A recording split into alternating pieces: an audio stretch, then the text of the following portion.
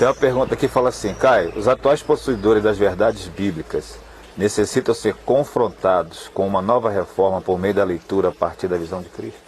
Pois é, eu acho que o problema aqui que a gente tem na tradução da Bíblia é que não basta a tradução da Bíblia, especialmente da Bíblia, quando você põe o Velho e o Novo Testamento no mesmo livro. A gente pode não achar que isso seja chocante, mas para uma pessoa que começa a ler a Bíblia, sem o entendimento que, por exemplo, a minha mãe deu ao meu pai quando ele iniciou a leitura, que ele queria começar, ele leu Hebreus, ficou impressionado, aí quis começar do Gênesis. Aí a minha mãe disse, não, olha, esse é um livro diferente, a gente não tem que começar a ler esse livro do início. A gente só entende bem esse livro se começar a lê-lo do fim. Aí abriu para ele aqui no Novo Testamento, em Mateus, falou, pode iniciar a leitura daqui. Aí meu pai primeiro entendeu o Novo Testamento e foi ler o Velho. E o coração dele já estava marcado por Jesus e pelo Evangelho. De modo que o que ele encontrava no Velho, que não tinha a ver com as práticas e os ensinos de Jesus, ele naturalmente foi entendendo como uma coisa obsoleta, especialmente porque ele se apaixonou também pela carta aos Hebreus, foi o primeiro texto da Bíblia que ele leu, e virou um texto áureo para ele lia Hebreus e lia muito, ele se converteu ali, lendo Hebreus 11.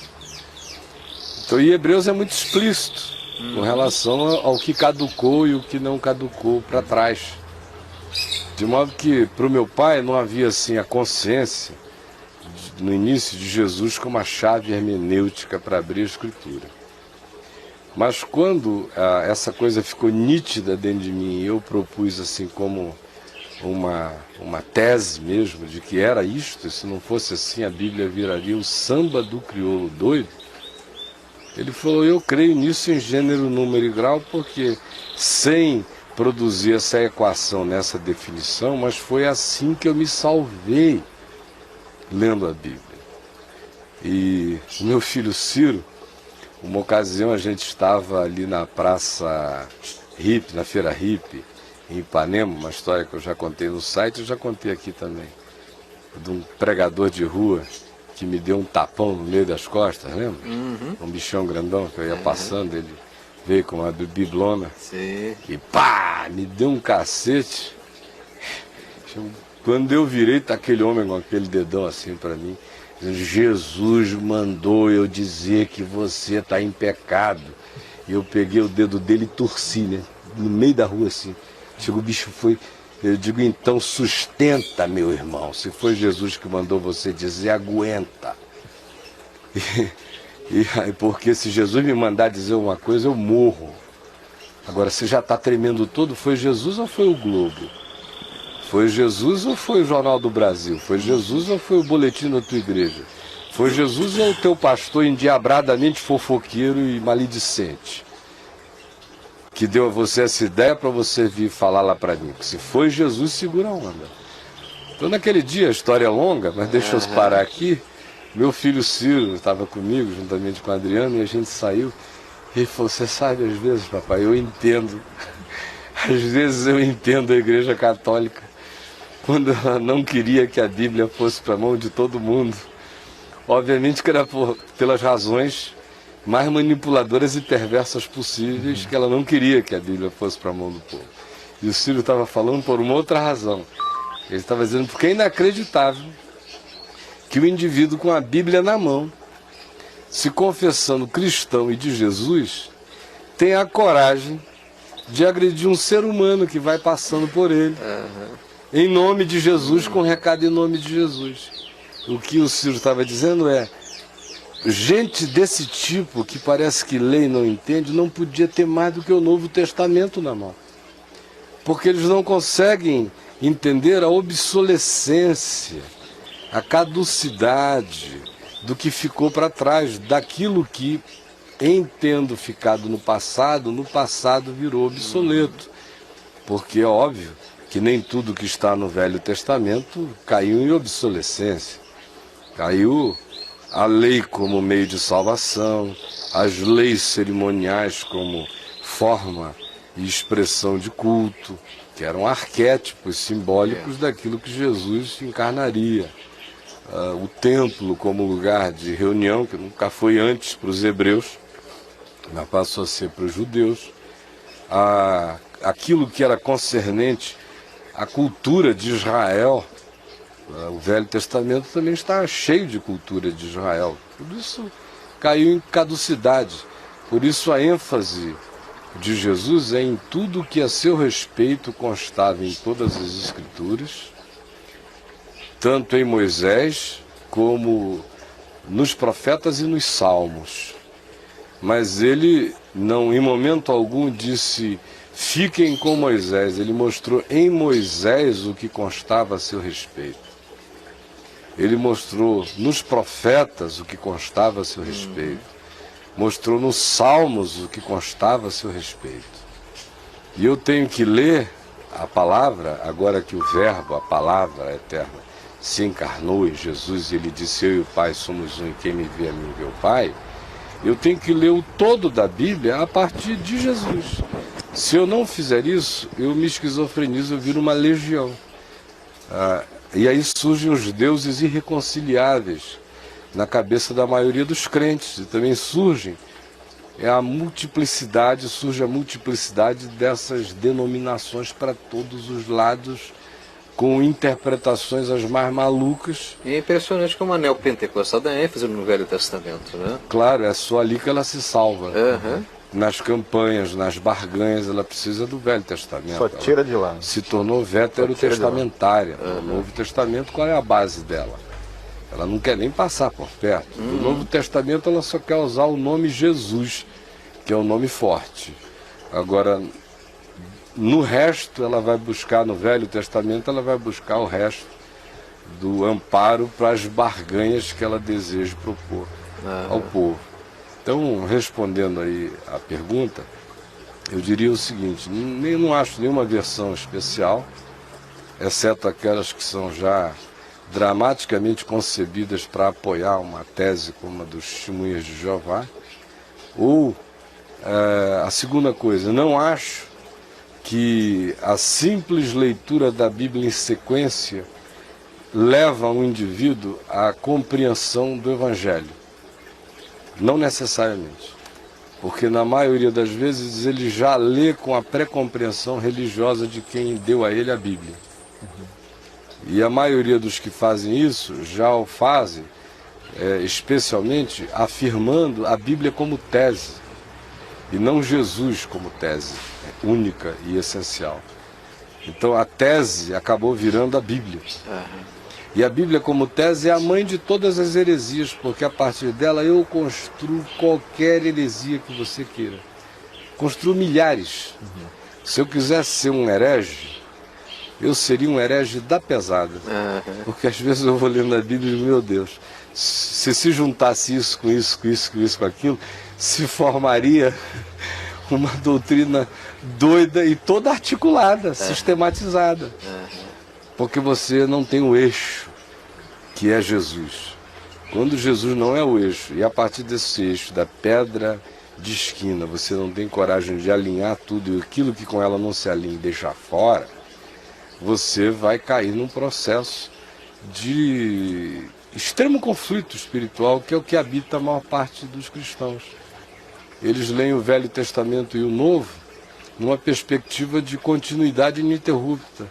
Eles não creem de fato que Jesus cancelou o escrito de dívida que havia contra nós e que constava de ordenanças, de mandamentos, os quais nos eram prejudiciais e que Jesus removeu inteiramente, encravando-o na cruz, tendo despojado os principados e as potestades, publicamente os expôs ao desprezo, triunfando sobre eles na cruz.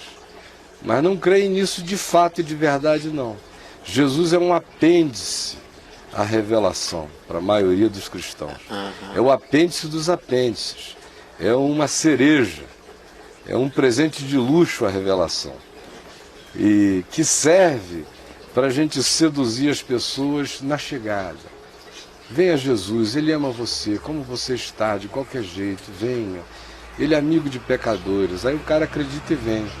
Aí depois que batizou e deu o primeiro dízimo, começam a tocar leis e leis e leis, aí tentam fazer dele um judeu cristão, amestradinho e debaixo de uma abóbada de medo e de obediência e subserviência piramidal às escalas, sejam eclesiásticas ou espirituais, que se afirmem sobre a pessoa. Então não basta colocar a Bíblia na mão das pessoas. É preciso colocar, mais do que a Bíblia, o Novo Testamento nas mãos das pessoas, porque o Novo Testamento fala de si mesmo, sobre Jesus. Mas a coletânea toda fica muito confuso. Você se achar que fez um grande favor ao indivíduo simplesmente dizendo, começa a ler essa Bíblia aqui, ó. Leia a palavra de Deus. Aí o cara começa a ler em Gênesis, aí começa a sentir uma inveja de Abraão danada. Meu Deus, o cara pegou 2, 3, não sei o quê. A maioria dos que eu vejo por aí vai lendo. Eu mesmo me lembro, era lá quando eu naquela comecei época. a ler o Velho Testamento, de vez em quando eu dizia, mas papai, por que esse cara... O cara bombou. E eu aqui tô nessa situação. Aí é conflito, aí vem, aí um outro mente pro outro lado, aí o outro vai dar uma volta não sei quem, e a história vai, o cara vai ficando doidinho. Conclusão, ele vai construindo uma espiritualidade que quando ele chega no Novo Testamento, se é que ele chegue lá, ela já está toda reforçada pelos padrões da primitividade da fé, segundo o Velho Testamento, da incompletude da visão e da revelação do Velho Testamento, das simbolizações das figuras e dos arquétipos do Velho Testamento, que na cabeça desse indivíduo agora se transformaram em realidades concretas e não apenas arquetípicas. E quando ele chega em Jesus, Jesus é assim aquele nome no qual eu tenho que crer para ser salvo. Mas a minha santificação vai ser vivida ou com os critérios da lei do Velho Testamento, ou o cara desiste dessa ideia e se apega a Jacó para ser um enganador, a Sansão para descer o cacete em quem ele quiser. Ele vai escolhendo as figuras antigas e primitivas da Bíblia para fazer o samba do crioulo doido na cabeça dele. E tem os sinceros, que não entendem, chegam a pensar que são dois deuses, duas revelações, de tão antagônicas que as coisas são. De modo que não basta entregar a Bíblia. Se o indivíduo tiver alguma pré-compreensão religiosa, ocidental, cristã, entregar a Bíblia na mão dele, vai bagunçar ainda mais a cabeça dele se ele começar a ler do Velho Testamento.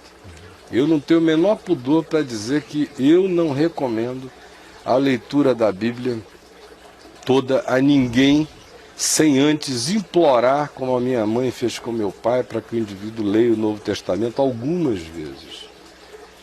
Porque se entrar a ideia do Evangelho no coração dele, o entendimento do Evangelho de verdade, e ele se fascinar por Jesus de maneira absoluta, ele está pronto para vencer Moisés, e vê em Moisés apenas o que acerca de Jesus ali consta, ou então lê o resto como história da revelação, na evolução da revelação, na progressão dela até a sua consumação e o seu clímax em Jesus, sem se perturbar. Do contrário, se Jesus não for a chave hermenêutica, ele vai virar um crente desses, que não sabe em que direção está, não sabe de que espírito é. Ele é capaz de querer virar Elias, de repente, e perguntar, tu queres que façamos descer fogo dos céus para os consumir? Que pergunta é essa? Se não a de um Elias neotestamentário. Foi João num surto de Elias, num ano de Elias. Tu queres que façamos descer fogo dos céus para os consumir? Foi o que Elias fez. E está João já se arrogando a ser profeta de uma era passada, de um tempo em que se reunia as pessoas para dizer, vocês vão decidir agora quem é que é Deus, se é o Senhor ou se é Baal. E escolham o meio da resposta, se é fogo ou não é fogo. E o fogo de Elias era para consumir o altar. João, lendo o Velho Testamento e não tendo internalizado que Deus é amor ainda, queria fazer fogo do céu descer sobre os samaritanos. Vocês vejam como não basta estar andando do lado de Jesus. Se Jesus não tiver entrado no indivíduo, ele usa o Velho Testamento para, em nome de Jesus, fazer churrasco de samaritano ou de qualquer outra figura humana hoje e agora, né? Então, se o sujeito não souber de que espírito ele vai virar apenas um grande hipócrita, conhecedor da Bíblia, raivoso, e vai encontrar, especialmente no Velho Testamento, amparo para qualquer que seja o surto de personalidade, ou de desejo, ou de carnalidade, seja ela sexual, seja violência, seja o ódio. Por exemplo, o salmo que a gente leu hoje aqui, lindo, Salmo 139, é um dos meus prediletos, mas o penúltimo versículo não passa no meu crivo como um discípulo de Jesus.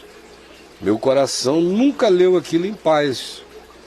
O penúltimo versículo: não aborreço eu, Senhor, os que te aborrecem, né? Não abomino eu, Senhor, os que te aborrecem, aborreço-os com ódio consumado. Para mim são inimigos de fato. Ora, em Jesus eu não tenho mais inimigos.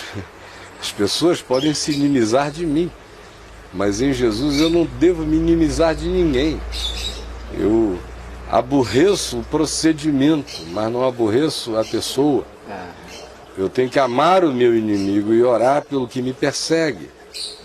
Então, se você não tiver essa coragem para chegar e dizer o Salmo 139 é perfeito segundo o Evangelho, exceto por esse elemento de um tempo, de 1000 anos atrás, de 800 anos antes de Jesus, aonde a espiritualidade humana entendia esse tipo de zelo ainda como culto a Deus, exceto por aquele penúltimo versículo, eu fico com o pacote todo, e aquele versículo ali, que a meu ver perverte o espírito anunciado por Jesus no Evangelho para amar os inimigos e orar pelos que nos perseguem, passa a ser patrimônio da espiritualidade do indivíduo, dando a ele direito, como eu já vi milhares, de dizerem: não, eu o aborreço com ódio consumado, para mim ele é um inimigo de fato.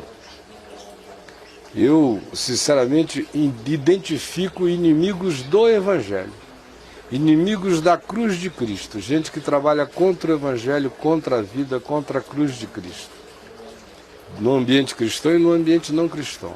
Mas nenhum deles é meu inimigo. Eu sou inimigo das ideias deles, eu sou inimigo do procedimento deles, mas eles são objeto da minha oração sincera em amor para que Deus os converta e eles deixem de ser irradiadores do mal do mundo.